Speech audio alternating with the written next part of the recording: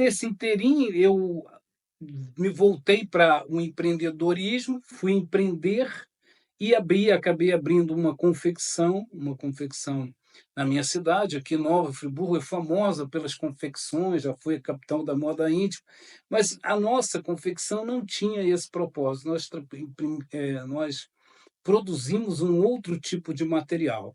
Esse tipo de material era bem vendável, eram capas de videocassete. Só as pessoas mais antigas vão entender isso, né? Por que que se comprava uma capa para colocar num videocassete e capas para controle remoto.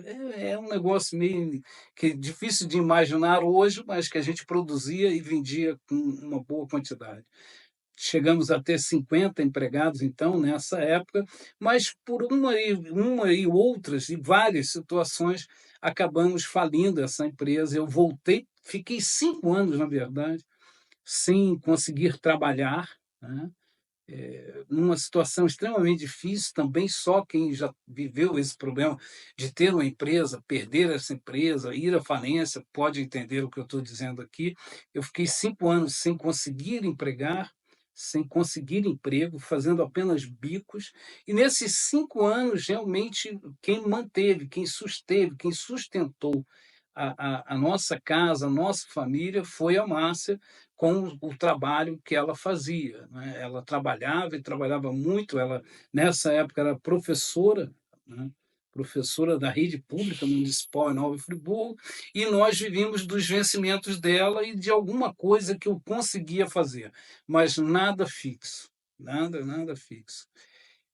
Nós então, hoje é uma questão que eu não posso contar a minha história, a história da minha vida, sem dizer que eu sou extremamente grato à Márcia, extremamente grato, porque ela soube, como poucas mulheres, cumprir o papel dela como esposa, como apoiadora. Ela me apoiou. Aliás, esse papel ela cumpriu desde quando nós nos casamos. Sempre ela cumpriu esse papel de apoiadora, de ajudadora. Só para a gente se localizar aqui no tempo e espaço, né? Logo que nós nos casamos, Márcia, como eu disse, ela tinha acabado de fazer 18 anos de idade. Ela tinha uma vida muito tranquila, muito boa com os pais dela, que eram pessoas de classe média, né? O meu sogro da aeronáutica, aposentado da aeronáutica, minha sogra dona de casa, mas eles tinham um padrão de vida que era muito diferente, né, diferenciava demais do padrão que eu e minha família vivíamos. Eles tinham uma melhor condição. E Márcia, claro, a princípio, quando nós nos casamos, ela teve dificuldades muito grandes com coisas absolutamente simples, como o cuidado da casa, porque não era uma coisa que ela estava habituada. Ela estava se preparando, estudando, se preparando para medicina. Então, um dia nós chegamos em casa, uma situação extremamente difícil, e encontrei Márcia lavando o pano de chão com um sabonete. Aliás, era o único que nós tínhamos. E aí eu perguntei o que era aquilo, por que que ela estava fazendo aquilo. Ela disse: não, é para o pano ficar cheirosinho. Então, a gente viveu tudo isso e ela soube vencer todas essas coisas, né? Todas essas dificuldades, todas essas lutas. Aliás, ela continua fazendo isso, né? Nós temos hoje 42 anos de casado, 43 de relacionamento, e como disse, ela sempre foi uma ajudadora. Eu passei essa fase, então, muito difícil da falta de trabalho, voltei para o mercado de trabalho como vendedor e fui também estudando, sempre olhando aquilo que a minha mãe tinha me dito. Aquele velho ditado popular que você deve conhecer, que diz que saber não ocupa lugar, né? E que saber é sempre melhor do que não saber.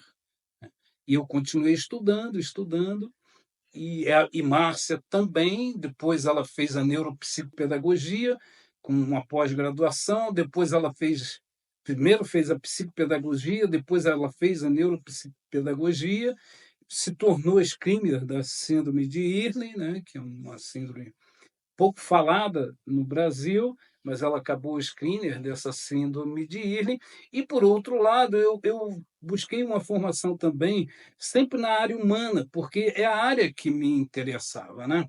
Eh, então eu busquei